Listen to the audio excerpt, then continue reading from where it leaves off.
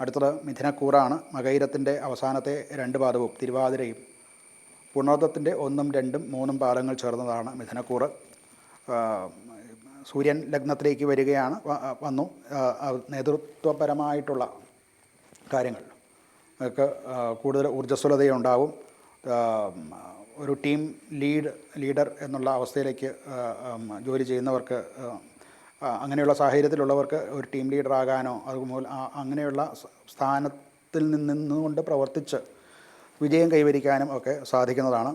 മറ്റ് സബോർഡിനേറ്റ്സോ അല്ലെങ്കിൽ കൂടെ ടീമിൽ ജോലി ചെയ്യുന്നവരോ നിങ്ങളുടെ അഭിപ്രായങ്ങൾ കേൾക്കാനും അതനുസരിക്കാനും തയ്യാറാവുന്നതായിട്ട് കാണാം. ഉത്തരവാദിത്തങ്ങൾ മറ്റുള്ളവർക്ക് പകർന്നു കൊടുക്കുന്നതിലും കൂടെ ഒരു പ്രവർത്തനത്തിൽ മെച്ചം ഉണ്ടാകും. സാമ്പത്തിക തീരുമാനങ്ങളൊക്കെ എടുക്കാനും പറ്റിയ സമയം ആണ് ഇത്. അനുകൂലമായിട്ടുള്ള സമയമാണ്. ധനപരമായിട്ട് 2ാം ഭാവത്തിൽ ബുധ ഗുരു ശുക്ര യോഗമാണ്. അത് വലിയ ഒരു ധനാഗമ യോഗം, അതുപോലെ തന്നെ പുതിയ വരുമാന സ്രോതസ്സുകൾ കണ്ടെത്തുക, പുതിയ രൂപം കൊടുക്കുക, ഇതൊക്കെ നടക്കാവുന്ന കാലമാണ്. പഴയ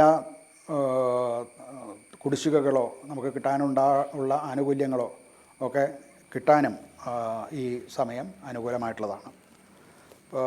പൊതുവേ ശരീര സൗഖ്യമുണ്ടായിരിക്കും. ആരോഗ്യപരമായിട്ട് മറ്റ് ദുരിതങ്ങളോ അസുഖങ്ങളോ വരാൻ സാധ്യതയില്ല. എന്നാൽ അമിതമായിട്ടുള്ള ചിന്താഭാരം കൊണ്ട് ഉണ്ടാകുന്ന ക്ഷീണം അത് കഴിയുന്നത്ര ഒഴിവാക്കാൻ ശ്രമിക്കുക. കുടുംബത്തിൽ സാമ്പത്തിക കാര്യങ്ങളെ പറ്റിയൊക്കെ ചർച്ച വരും. അത് മറ്റുള്ളവർ അംഗീകരിക്കുകയും പുതിയ കുടുംബപരമായിട്ടുള്ള ഇൻവെസ്റ്റ്മെൻറ്റുകളോ ഒക്കെ അതിനെപ്പറ്റിയൊക്കെ ചർച്ച വരികയും അത് എല്ലാവരും അംഗീകരിക്കുകയും ചെയ്യും. അതുകൊണ്ട് തന്നെ വീട്ടിൽ സന്തോഷകരമായിട്ടുള്ള ഒരു അനുഭവം ആയിരിക്കും ഉണ്ടാവുക. ഇവർക്ക് ഒരു പരിഹാരമായിട്ട് നിർദ്ദേശിക്കാവുന്നത് സൂര്യനെ ഭജിക്കുകയാണ്.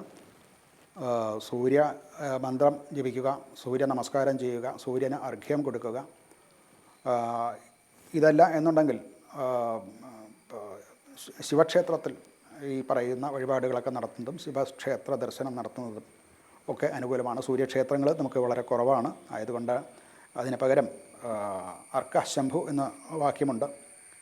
സൂര്യൻ തന്നെയാണ് ശിവൻ, അഥവാ ശിവൻ തന്നെയാണ് സൂര്യൻ എന്ന് പറയുന്നു. അതുകൊണ്ട് ശിവക്ഷേത്ര ദർശനവും നല്ലതാണ്. ആദിത്യ ഹൃദയ മന്ത്രം പഠിച്ച് അത് നിത്യേന പാരായണം ചെയ്യുന്നതും അനുകൂലമായിട്ടുള്ള ഗുണങ്ങൾ പ്രദാനം ചെയ്യുന്നതാണ്.